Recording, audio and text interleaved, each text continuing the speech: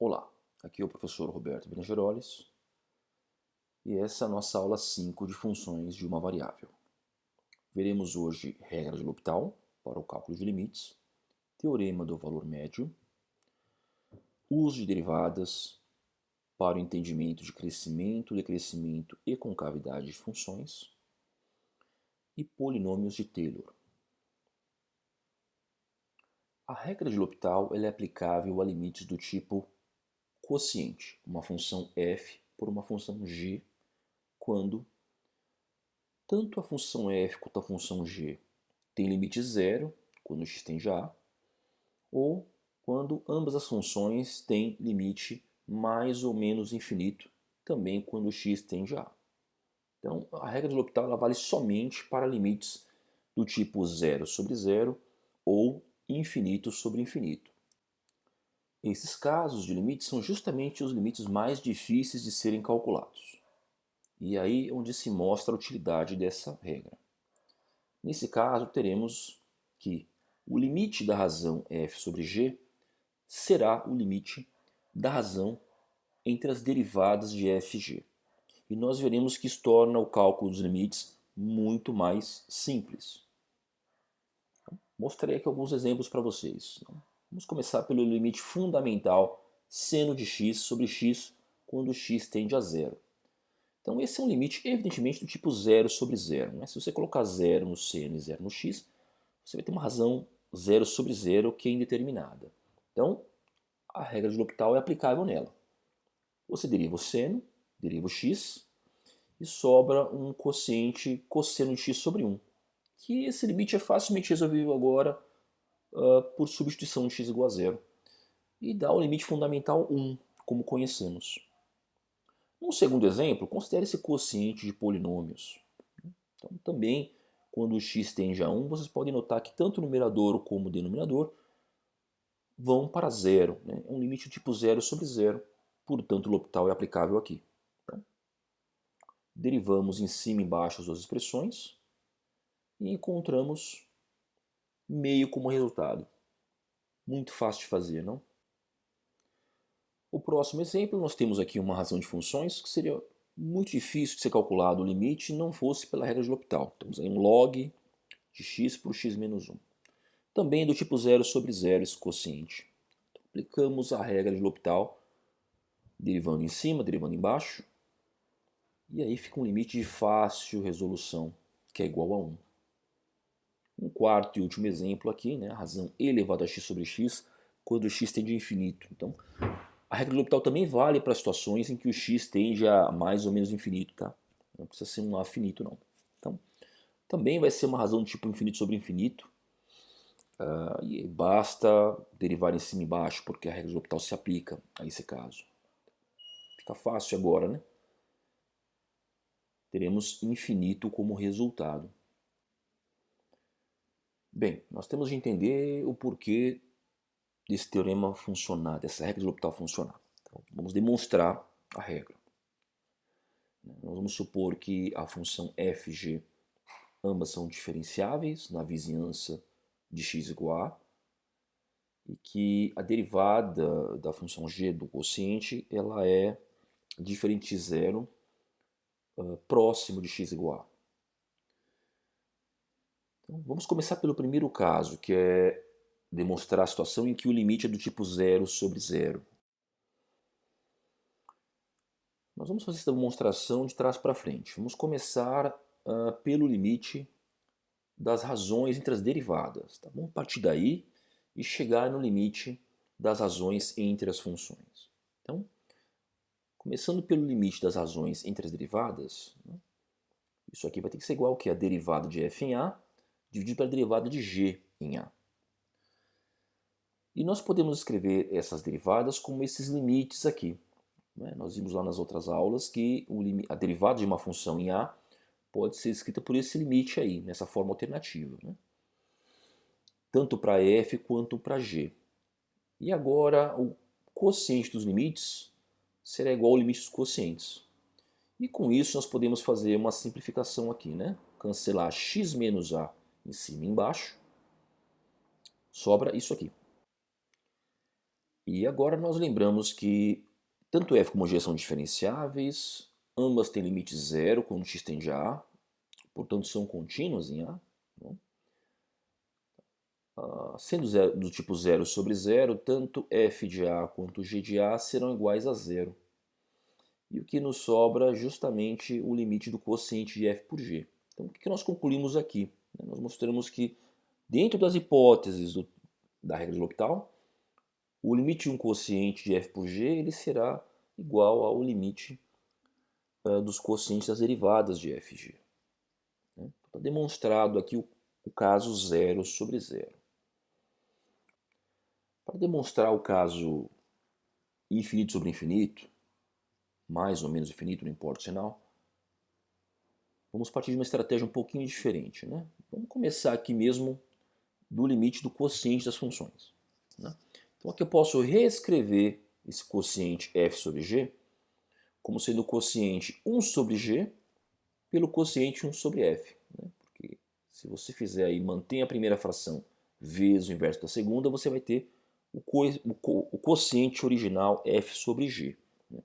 Agora vejam só, se tanto g quanto f vão para mais ou menos infinito, 1 sobre essas funções, a divisão de 1 por essas funções, vai para zero em cada um desses casos. Então nós transformamos um limite do tipo infinito sobre infinito em um limite do tipo 0 sobre 0, onde nós já demonstramos que a regra de L'Hopital é válida. Então, agora eu posso fazer a derivada da expressão de cima pela derivada da expressão de baixo, aplicando L'Hopital. Então, essas derivadas a gente pode resolver facilmente aí, né, por regra do quociente ou regra de cadeia. E essa razão de quocientes vira esse produto de frações aqui.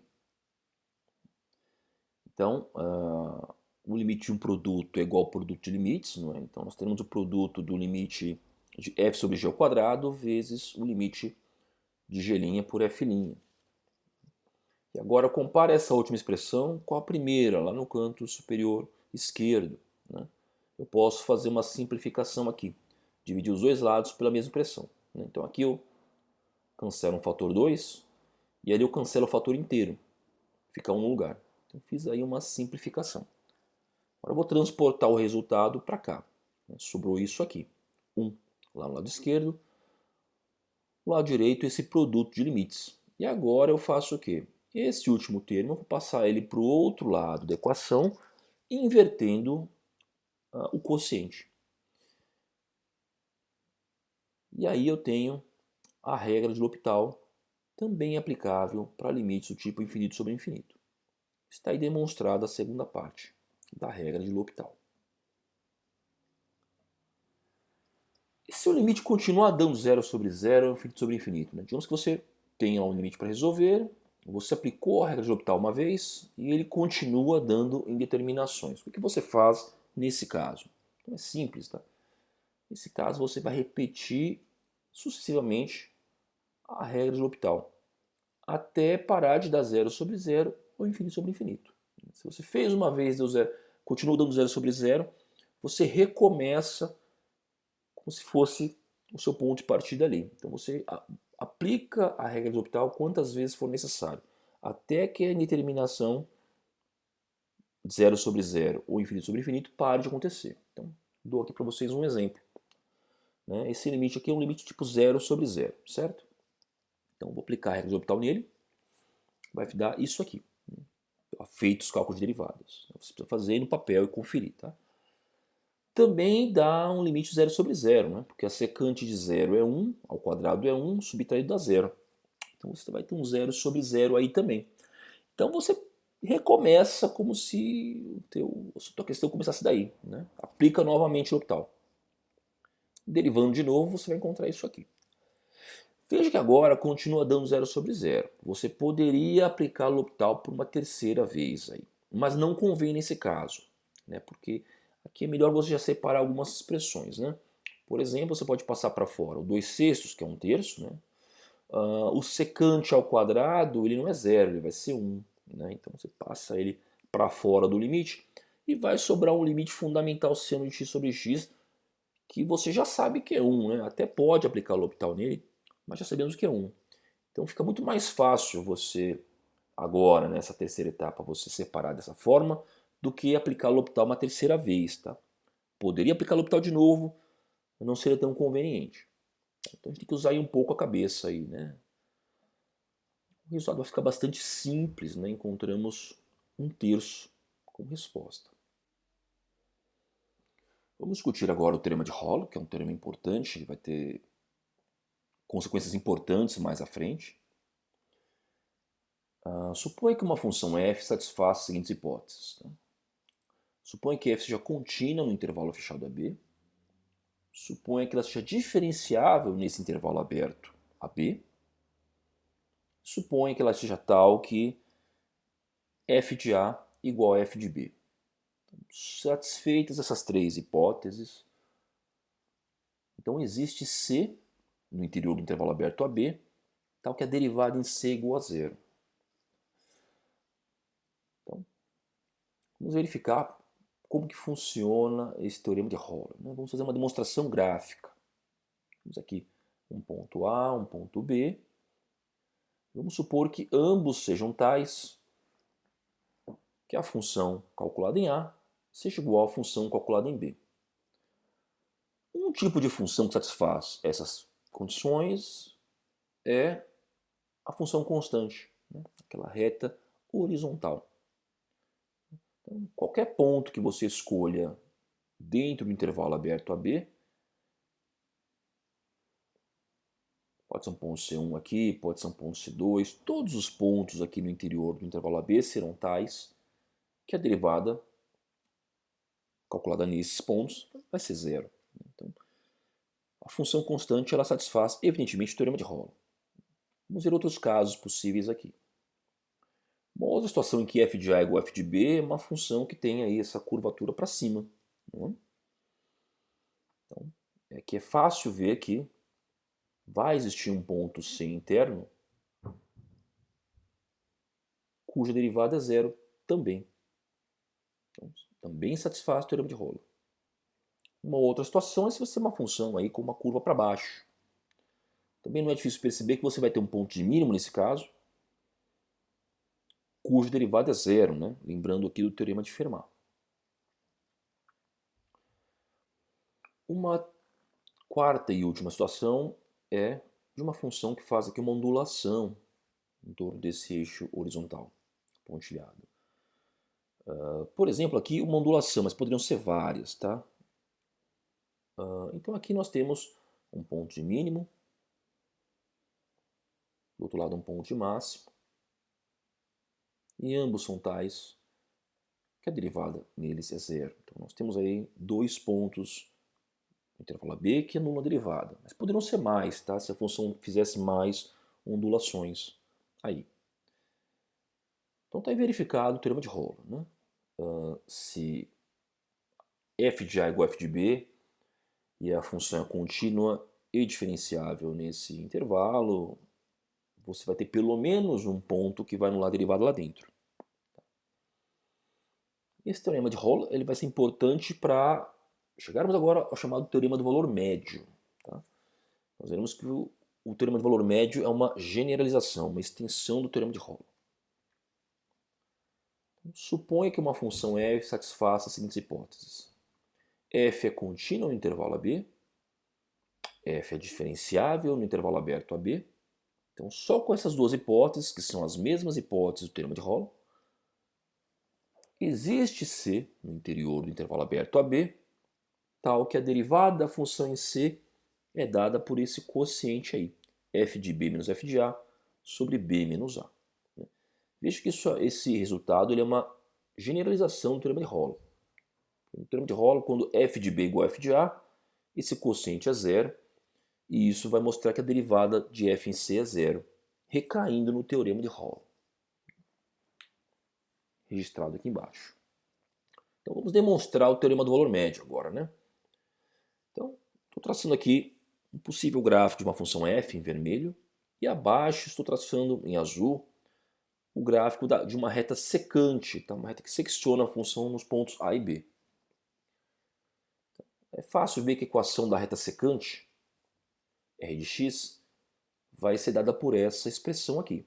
Note que essa expressão ela é uma função de primeiro grau, ela é uma equação de reta. E ela toca a função f em dois pontos, coincide tanto no ponto A quanto no ponto B.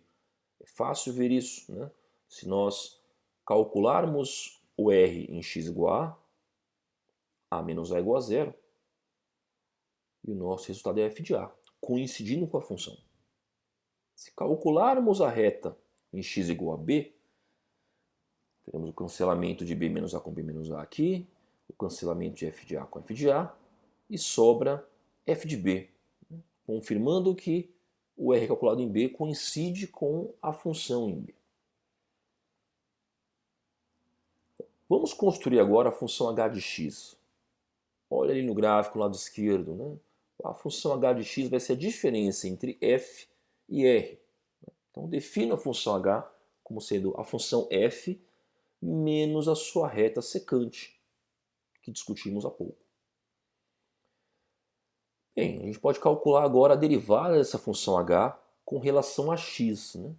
Então, fica assim. A derivada de f é f', a derivada de f de a é zero, porque é constante, e lá no lado direito a derivada de x menos a é 1. Então, essa é a expressão para a derivada da função h, o h' de x. Nós sabemos que a função h ela é tal que h de a é igual a h de b. No caso, ambos são iguais a zero, mas ambos são iguais. Então nós temos uma situação em que vale o teorema de Rolo. Né? Existe um c no intervalo AB que vai anular a derivada de h. Por quê? Porque h de a é igual a h de b. Então vai ter um ponto c lá dentro que vai anular a derivada de h. Então calculo a derivada de h em c igual a zero.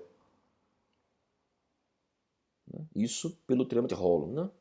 E daí nós concluímos, né, isolando o f' de c, nós concluímos o resultado do teorema do valor médio, que vai ser muito importante e vai ter várias aplicações nessa aula 5 mais adiante. Vamos ilustrar o teorema do valor médio com esse exemplo que segue. Então, considere esse polinômio de grau 3. Vamos mostrar que ele só tem uma única raiz real.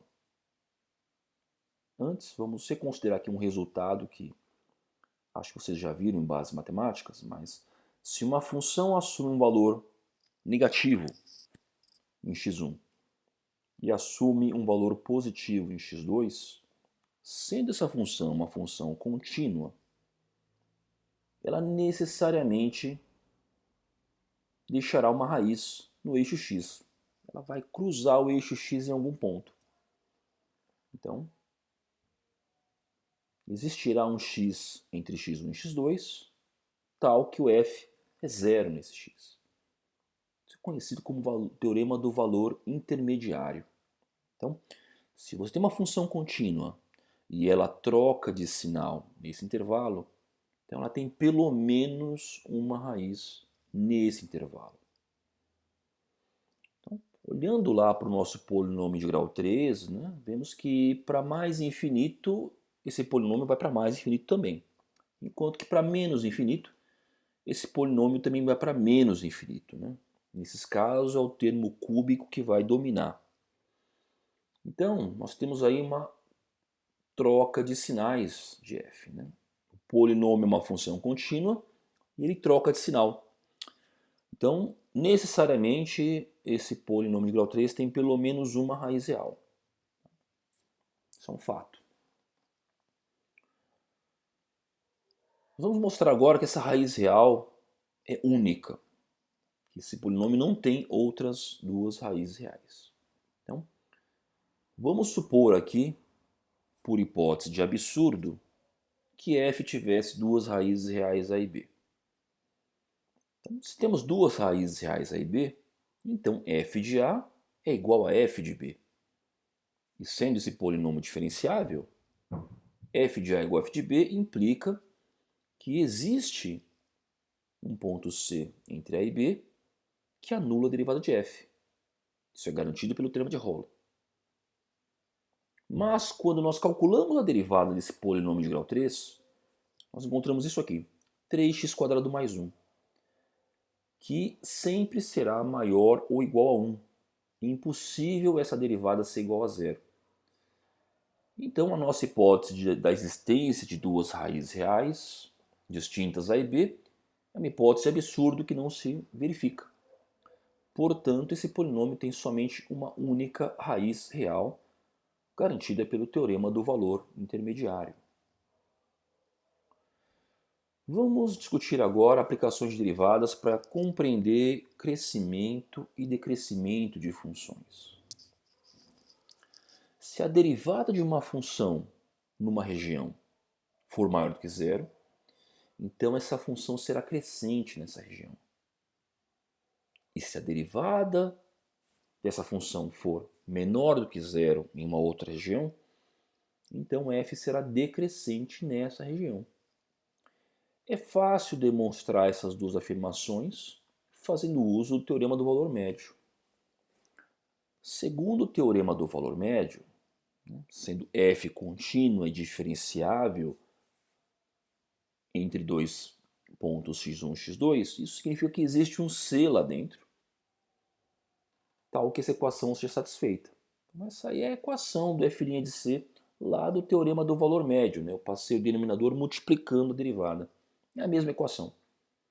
Então, note que se nós estivermos numa região em que a derivada é maior que zero, então o f' de c é maior que zero. E sendo x2 maior que x1, o lado direito da equação é positivo. Logo, o lado esquerdo é positivo. O que significa que f de x2 é maior do que f de x1. Então, se x2 maior que x1 implica em f de x2 maior que f de x1, isso significa que a função f é uma função crescente. Para demonstrar a afirmação 2, o raciocínio é análogo. Tá? Vocês podem fazer o mesmo raciocínio e verificar facilmente que onde a derivada da função é negativa, a função será decrescente. Vamos agora fazer um exemplo para ilustrar a aplicação desses últimos resultados. Então, considere essa função, tá? É um polinômio de grau 4, e vamos estudar as regiões onde esse polinômio é crescente ou decrescente. Então, eu vou colocar aqui ao lado o gráfico dessa função, tá? Para a gente ter uma ideia de como funciona de fato o sinal da derivada para identificar onde a função é crescente e onde a função é decrescente. Para começar, tomamos a derivada dessa função. É esse resultado que segue. Você pode colocar o 12x em evidência e fatorar as raízes do polinômio de grau 2 resultante, e fica um resultado mais simples de trabalhar, que é esse aí. Então, note que 12x aqui, ele mostra que a derivada da função se anula em x igual a zero. Então aí temos um ponto de máximo ou de mínimo em x igual a zero. Se você olhar lá no gráfico à esquerda, olha, de fato nós temos um máximo local ali. Voltando para a derivada, o fator x menos 2 diz o quê? Que x igual a 2 anula a derivada. Então nós esperamos ter algum máximo, algum mínimo em x igual a 2. Se você observar no gráfico lá à esquerda, de fato nós temos um mínimo global ali. Voltando para a derivada, o fator x mais 1 nos diz o quê? Que em x menos 1 a derivada também é zero. Se você olhar no gráfico lá à esquerda, de fato, em x igual a menos 1 nós temos um mínimo local. Então, os zeros das derivadas eles são correspondentes aos máximos e mínimos que observamos lá no gráfico à esquerda. Mas a gente quer estudar agora crescimento e decrescimento de funções. Então, vou colocar cada termo da derivada, tá? Preencher os campos. Aqui vai ser a derivada da função, aqui o f, e aqui o intervalo de estudo correspondente. Então, vamos lá. Uma situação possível é que esse fator 12x seja negativo, que o fator x menos 2 seja negativo e que o x mais 1 também seja negativo. Então, o produto desses três fatores negativos vai resultar numa derivada de sinal negativo. Isso vai acontecer no intervalo x menor que menos 1. Então você pega cada termo daquele 12x, x menos 2, x mais 1, faz com que cada um deles seja menor que zero e tome a intersecção dos intervalos. Você vai concluir que tudo isso é verdade para x menor que menos 1. Ok, a derivada negativa? Se a derivada é negativa, então a função é decrescente nesse intervalo x menor do que menos 1. Olha lá à esquerda no gráfico. De fato, para x menor do que 1, a função é decrescente. Vamos passar agora para uma outra possibilidade aqui, que é 12x ser negativo, o x menos 2 ser negativo e o x mais 1 ser positivo. A derivada correspondente do produto desses três sinais vai ser positiva. Essa situação vai acontecer para x entre menos 1 e 0.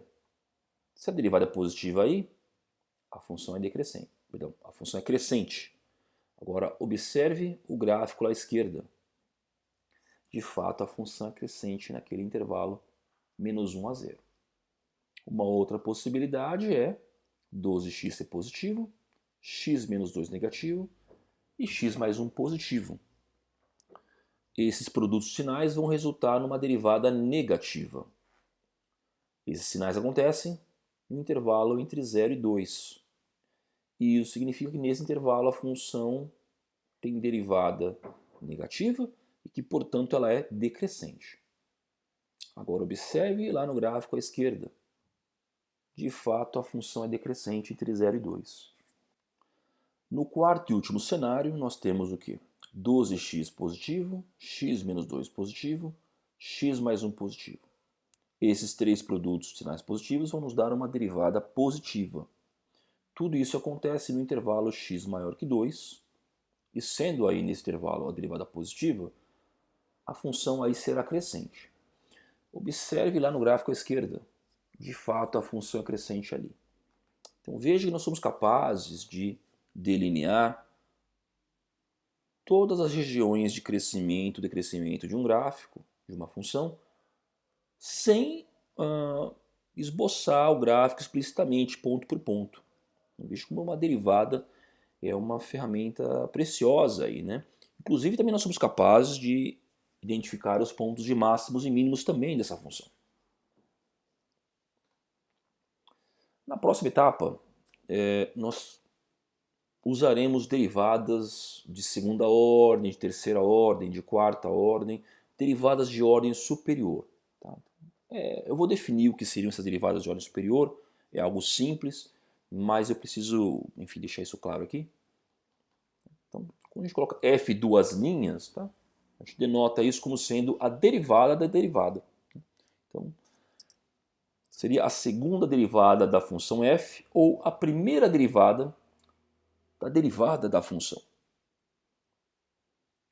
Coloco aqui três linhas, né? Então seria a derivada da segunda derivada. Ou três derivadas sucessivas de uma função.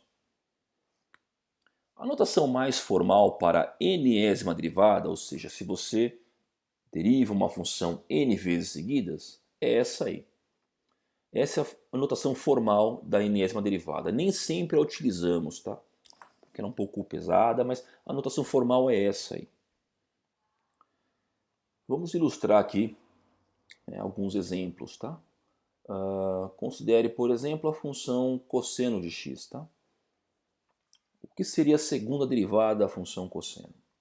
Então você deriva uma vez, né? A derivada do cosseno é menos seno, e aí você deriva a derivada, né? A derivada de menos seno será o quê? Menos cosseno. Então você tira o menos para fora ali, a derivada do seno é cosseno, e esse é o resultado. Qual seria a segunda derivada de 2x à quinta? Então você deriva duas vezes seguidas. Derivou uma vez, 10x à quarta. Derivou pela segunda vez, 40x ao cubo. Outro exemplo aí abaixo, a quinta derivada da função log natural. Então, você derivou uma vez, vira x a menos 1, né? Ou 1 sobre x. Sobram mais 4 derivadas para fazer. Então você aplica a regra do tombo 4 vezes seguidas. Teremos como resultado 24x a menos 5. Ou 24 vezes 1 sobre x à quinta, se preferir. Lá em cima, no lado direito, tá? Se eu tiver a enésima derivada de e elevado a 2x, isso será 2 elevado a n vezes e elevado a x. Você vai fazendo vez por vez até você verificar que funciona assim, né? Você vai ter sempre um fator 2 multiplicando em cada derivada que você faz, porque tem uma regra da cadeia incluída aí. Né? O resultado seguinte é a enésima derivada de x elevado a n. Não é difícil ver que se você aplicar a regra do tombo n vezes aí consecutivas, você vai obter n fatorial como resultado.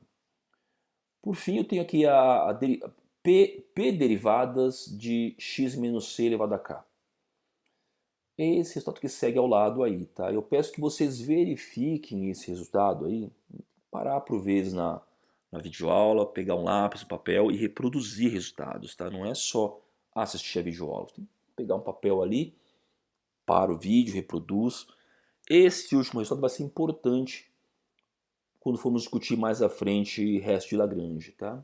Mas é muito fácil verificar isso aí. Vamos falar agora de concavidade de funções. O que é concavidade para cima? O que é concavidade para baixo? Então nós dizemos que uma função tem concavidade para cima se ela estiver acima de todas as suas retas tangentes na região. E nós dizemos que numa região ela tem concavidade para baixo se ela estiver abaixo de todas as suas retas tangentes. Tá? Então, estamos ilustrando aí à esquerda uma situação de concavidade para cima e à direita uma situação de concavidade para baixo. Esse é um tipo de comportamento também importante para se identificar em funções. Nós temos aqui dois resultados referentes à concavidade, né? Relacionados à segunda derivada de uma função. Então, se a segunda derivada de uma função for positiva no intervalo, f terá concavidade para cima nesse intervalo. Do contrário, se a segunda derivada for menor do que zero, a função terá concavidade para baixo nesse intervalo. Então, podemos aplicar esse resultado no seguinte exemplo, tá? Considere esse polinômio de grau 4 aqui. Então, vamos estudar a concavidade dessa função. Então, vamos lá, né? A primeira derivada de f é essa aí, facilmente calculada. E a segunda derivada será o quê? A derivada da derivada. Um resultado também muito fácil de ser obtido aí, né? É 12x que multiplica x menos 2. Então eu quero estudar agora o sinal dessa segunda derivada. Em que regiões de x f duas linhas é maior ou menor do que zero? Isso vai nos dar respostas sobre a concavidade da função. Eu vou ilustrar aqui ao lado, olha, as regiões, né, em que f duas linhas é maior e menor que zero. Como é uma parábola, f duas linhas, né, uma função de segundo grau, que tem raízes em 0 e em 2, com cavidade para cima essa parábola, sabemos que os sinais se distribuem nesses intervalos aqui. Ou seja, para x menor do que 0 e x maior que 2, a segunda derivada é positiva. Logo, a função tem concavidade para cima nesses intervalos. Enquanto que para x entre 0 e 2, a segunda derivada é negativa. Logo, a função tem concavidade para baixo nesse intervalo. Observando aqui, tá, que x igual a 3 é um ponto que anula a derivada da função, né? É um máximo ou um mínimo. E ele se dá numa região de concavidade para cima. Isso significa que é um ponto de mínimo também, nós vamos ver mais adiante. Vamos demonstrar agora a relação entre segunda derivada e concavidade de uma função. Essa primeira afirmação diz o quê? Que se a segunda derivada de uma função for maior do que zero numa região, então f terá concavidade para cima nessa região. Então, a gente consegue observar isso notando que uma função é crescente onde a derivada dela é maior do que zero, certo? Então, onde a segunda derivada for maior do que zero, a primeira derivada será uma função crescente. Então, se você olhar o gráfico à esquerda, né, você verá que o A está à esquerda de C. Então, dado que f duas linhas maior que zero implica que f' é crescente, então f' de C tem que ser maior do que f' de A. E eu posso multiplicar essa equação, os dois lados dela, por x menos A, que é positivo e que não vai alterar o ordenamento dessa equação. Eu também posso somar f de A dos dois lados. Isso também não vai alterar o ordenamento da equação. E podemos observar que no lado esquerdo nós temos a reta que tangencia a função em x igual a. Enquanto que no lado direito temos a função f de x de acordo com o teorema do valor médio. Não é? Então, existe C entre x e A, tal que a derivada de C é dada por esse quociente aí, f de x menos f de A, por x menos A. Então, se você isolar o f de x no teorema do valor médio, você vai obter o lado direito da equação acima. Então, nós concluímos o quê? Que a função f de x é maior do que a reta que a tangencia e que, portanto, isso significa que a função tem concavidade para cima. E fica provado o resultado. E para provar a segunda afirmação, que diz que se a segunda derivada for menor que zero, então a concavidade é para baixo. Bem, você mesmo pode fazer isso seguindo as passagens da demonstração que fiz há pouco. Né? A demonstração é análoga. Faça você mesmo, vai ser um bom exercício. Nós também temos uma relação aí direta entre concavidade e máximos e mínimos. Né? Vocês lembram que, segundo o teorema de Fermat, se a derivada da função for zero num ponto, então esse ponto vai ser um ponto de máximo ou um ponto de mínimo. Mas a derivada igual a zero não nos disse o ponto de máximo ou mínimo. Contudo, a informação sobre concavidade vai nos dizer se esse ponto é um ponto de máximo ou um ponto de mínimo. Vamos considerar aqui uma função que tenha um mínimo, uma outra função que tenha um máximo. O que elas têm em comum? Ambas, né, possuem retas tangentes horizontais nesses pontos de mínimo e de máximo. O ponto de mínimo é um ponto que anula a derivada. O ponto de máximo também é um ponto que anula a derivada. Somente com essa informação nós não sabemos diferenciar um ponto de mínimo de um ponto de máximo. Contudo, é muito claro que um ponto de derivada zero numa região de concavidade para cima, onde a segunda derivada é maior do que zero, será evidentemente um ponto de mínimo, enquanto que um ponto de derivada zero numa região onde a concavidade é para baixo, ou seja, a segunda derivada negativa, é um ponto de máximo. Então, vejam que nós temos agora um critério que diferencia claramente um ponto de mínimo de um ponto de máximo. Tanto o mínimo como o máximo estão associados à derivada igual a zero. Mas o sinal da segunda derivada vai nos dizer quem é mínimo e quem é máximo.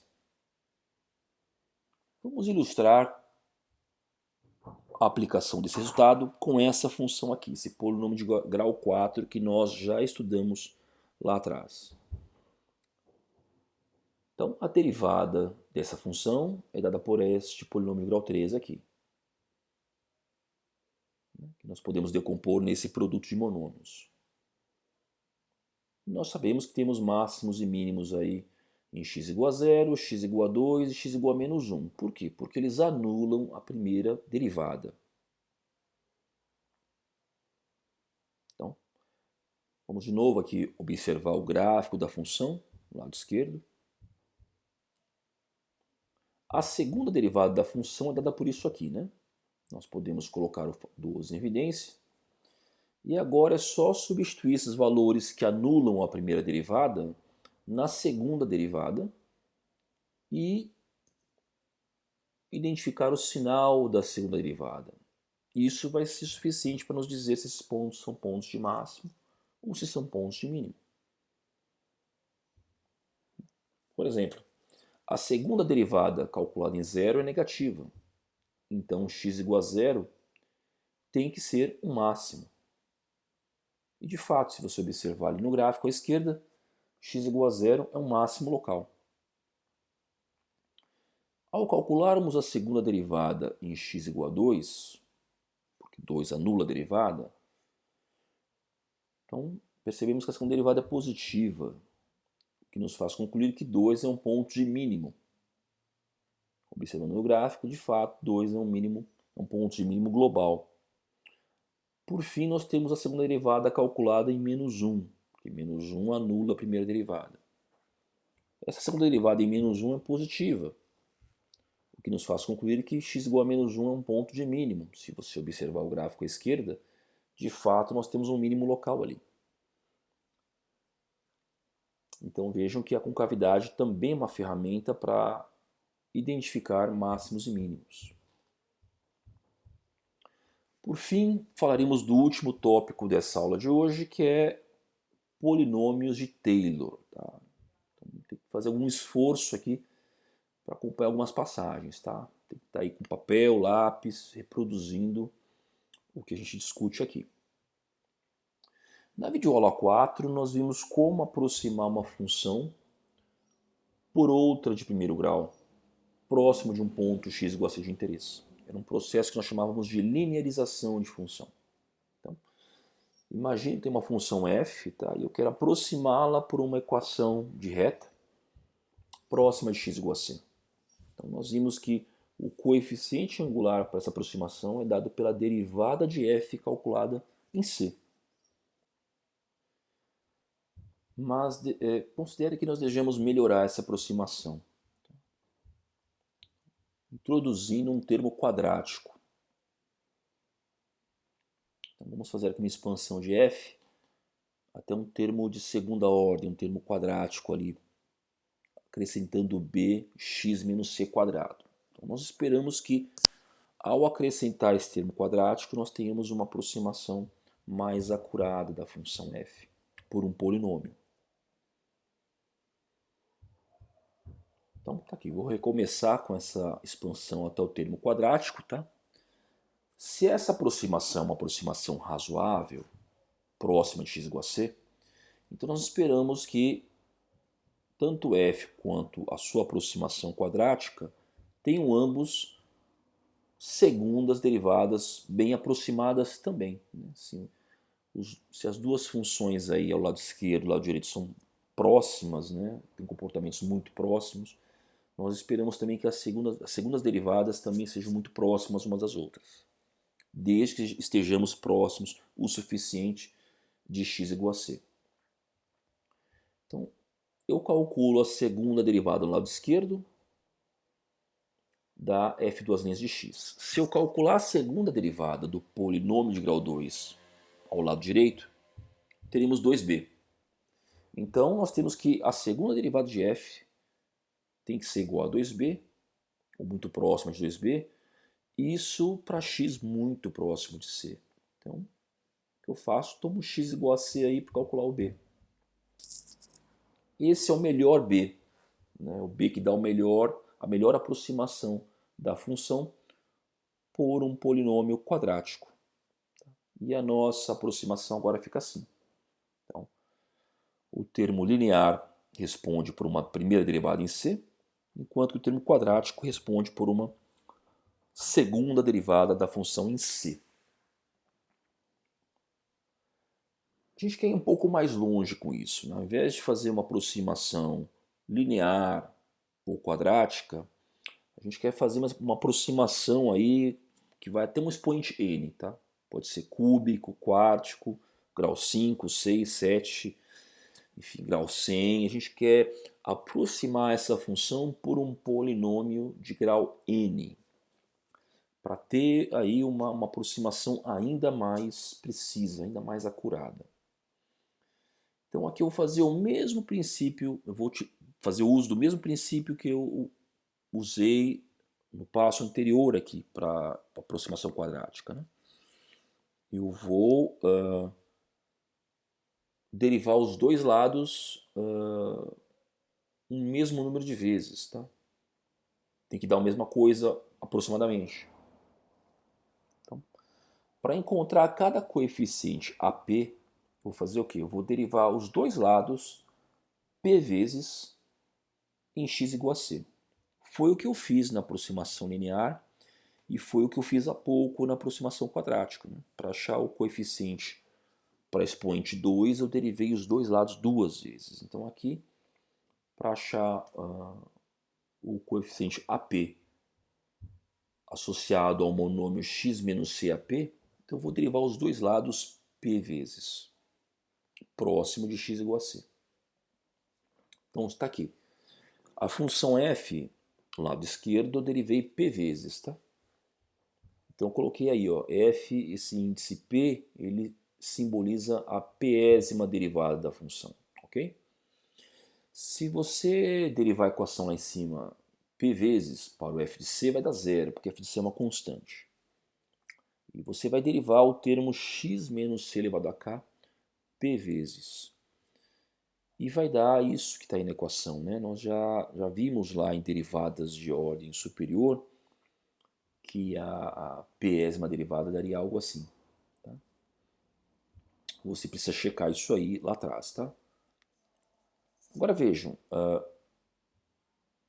essa expressão aí, ela tem que valer para x próximo de c, né?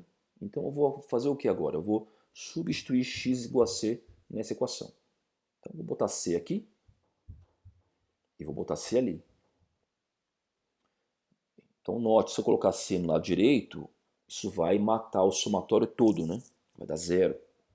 E nós concluímos então que AP vezes P fatorial vai ser aproximadamente igual a pésima derivada de f calculada em C. Então, quando eu isolo o AP, eu tenho essa expressão correspondente aí. Então, eu coloquei em termos de K ao invés de P.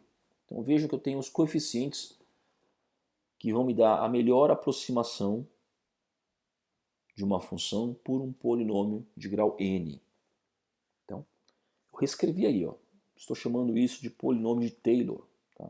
Já troquei lá o AK pela késima derivada de f em c por k fatorial. Então, nós esperamos que esse polinômio de Taylor ele seja uma boa representação polinomial de uma função próximo de x igual a c.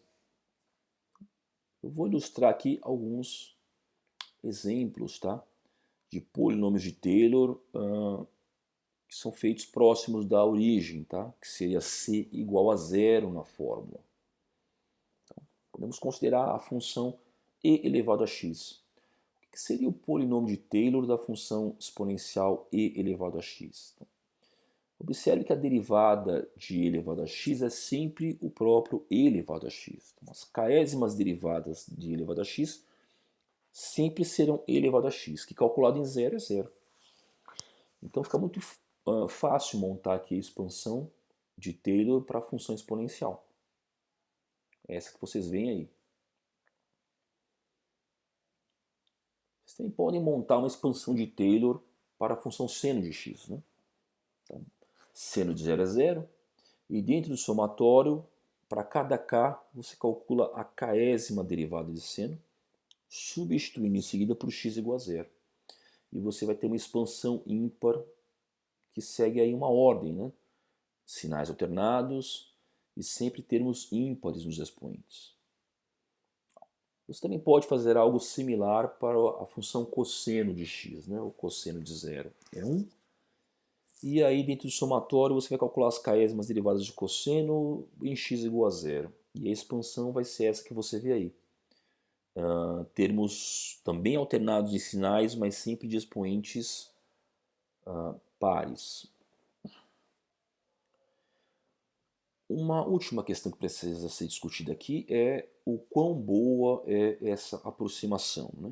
quando a gente substitui uma função por um polinômio de Taylor até um expoente n, precisamos encontrar maneiras de delimitar o quão boa é essa aproximação. Ou seja, encontrar uma forma de estimar o erro que é cometido ao se fazer essa aproximação. Para isso, nós vamos desenvolver aqui nosso último tópico da aula de hoje, que é o chamado resto de Lagrange na fórmula de Taylor. Se uma função for n mais uma vezes diferenciável no intervalo cx fechado, então existe um número dentro desse intervalo cx tal que a expansão de Taylor assume essa forma aqui.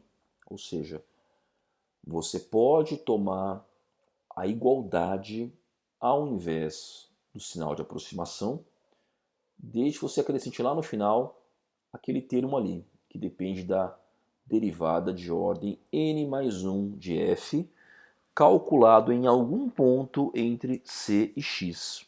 Então, essa expressão aí é uma expressão exata. Tá? E o último termo, que depende da derivada de ordem n mais 1, ele vai ser uma espécie de mediação do nosso erro. Né? O erro que foi cometido a se fazer essa aproximação. Precisamos primeiro demonstrar que essa igualdade é verdadeira. Tá?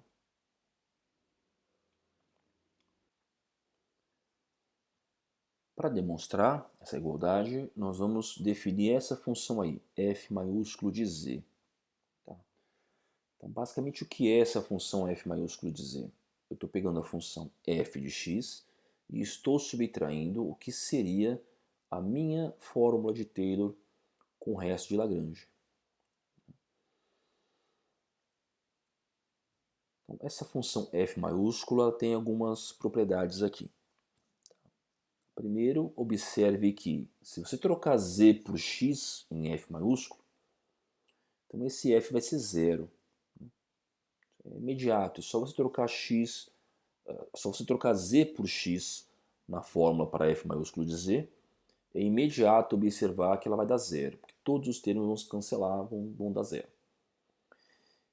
E agora, quem que é esse pré-fator a, essa constante a? E essa constante ela é definida de tal forma que f em c dê zero também. Por quê? Porque nós queremos que o f maiúsculo seja a diferença entre a função menos a fórmula de Taylor com o resto de Lagrange. Então nós definimos esse coeficiente a maiúsculo de forma que ele seja tal que anule o f maiúsculo quando calculado em c, ao substituir z por c.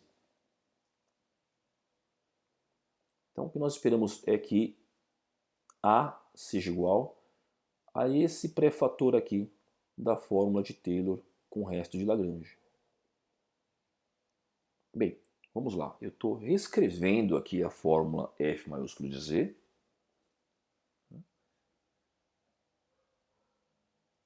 Então, nós temos aqui o seguinte, né? A gente sabe que f maiúsculo em x será igual a f maiúsculo em c, ambos iguais a zero. O f maiúsculo também é uma função diferenciável. Então, com essas duas condições, valerá a aplicação do teorema de Euler. Né? Ou seja, existirá um número entre c e x, tal que a derivada de f maiúsculo nele seja zero. Então vamos fazer o quê? Vamos pegar aquela fórmula para o f maiúsculo de z, vamos derivar toda ela com relação a z e substituir z por esse número que anula a derivada.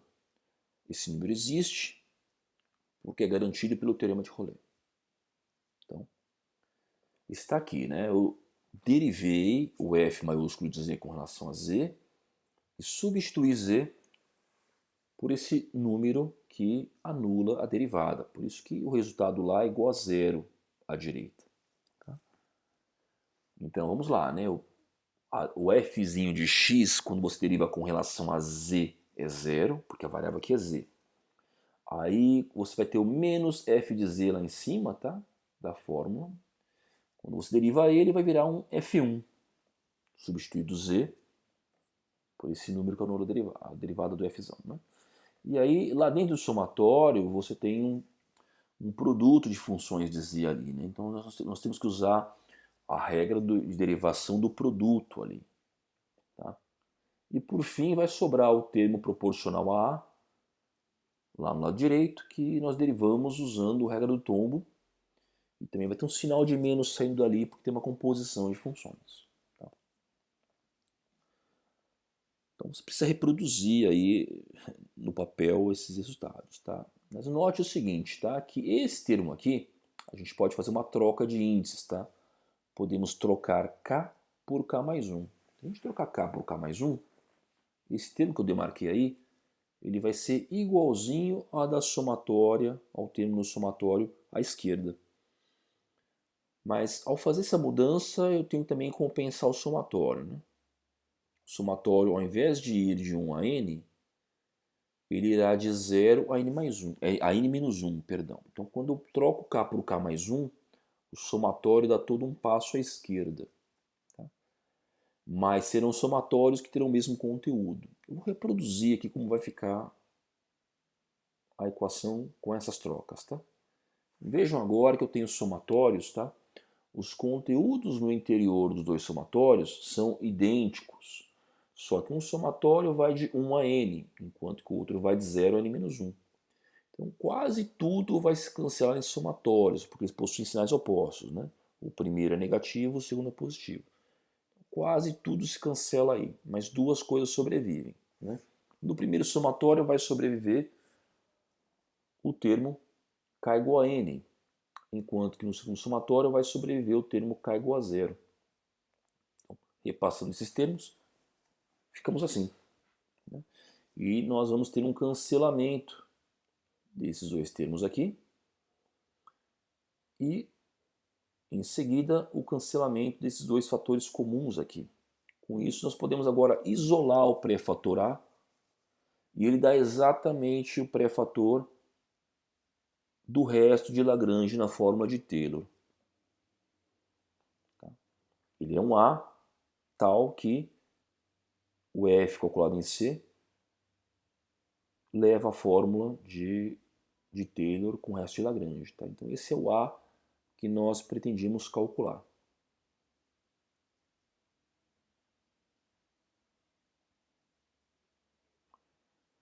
Vamos ilustrar aqui finalmente com um exemplo. Tá? Use o resto de Lagrange, dado por essa expressão, da forma de Taylor, para estimar o erro cometido na aproximação abaixo. Uma aproximação que é feita próxima de x igual a zero. Então, aqui abaixo eu fiz o quê? Eu fiz uma expansão de e elevado a x numa forma de Taylor. Tá? E eu parei essa forma de Taylor em n igual a 3. Então, quando eu paro aí em n igual a 3, eu vou cometer um erro de truncamento. Né? Esperamos que esse erro não seja um erro muito grande. Tá? Vamos lá, o que seria o resto de Lagrange para esse truncamento aí em n igual a 3? Então, você vai na fórmula ali do texto acima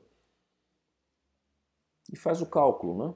Bem, se eu paro em n igual a 3, o resto de Lagrange vai valer para n igual a 4. Não, n igual a 3, né? n mais 1, 4. E é c igual a 0, tá? Porque nós estamos fazendo tudo isso próximo da origem. Essa é a forma do resto de Lagrange, tá? Onde o t é um número entre 0 e x, tá? Que nós não sabemos ao certo, mas é um número nesse intervalo aí. Então esse resto de Lagrange é uma medida de erro, tá? Vou mostrar para vocês como ele vai funcionar. Olha, primeiro eu vou calcular, por exemplo, e elevado a 0,3, tá? Deu esse valor aí. E eu vou calcular aqui o e elevado a 0,3 pelo polinômio, tá? De grau 3. Deu esse valor muito próximo aqui, né? Nós temos os dois casos com incidência nas três primeiras casas decimais, né? Então, deu muito próximo aqui. E o erro, né, a diferença, é em torno aí de 3 partes e meia em 10.000. Né? Foi muito preciso aí, né, o cálculo dessa fórmula de Taylor, né, para 0,3. Deram valores muito próximos uns dos outros. Mas vamos estimar esse erro agora pelo resto de Lagrange da fórmula de Taylor. Tá? Então vejam lá, o nosso R4 ele vai ser E elevado a um certo número entre 0 e 0,3. Tá? Não sabemos que número é esse entre 0 e 0,3. Então eu vou colocar 0,3 no expoente para dar um teto para esse erro. Tá? E esse cálculo nos deu um erro também aí da ordem de 4,6 em 10.000. Né? É um erro que tem a mesma ordem de grandeza. Veja só que eu escolhi um teto para esse resto de Lagrange. Né? Então veja que o resto de Lagrange vai dar uma quantidade que é muito próxima aí, em ordem de grandeza do erro que é cometido na aproximação. Então, esse é o papel do resto de Lagrange. Né? Ele nos permite identificar um teto para o erro cometido numa fórmula de Taylor truncada para um certo n.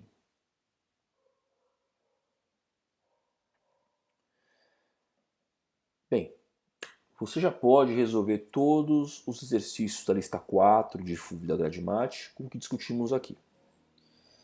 Então, bom trabalho e até lá. Até a próxima aula 6.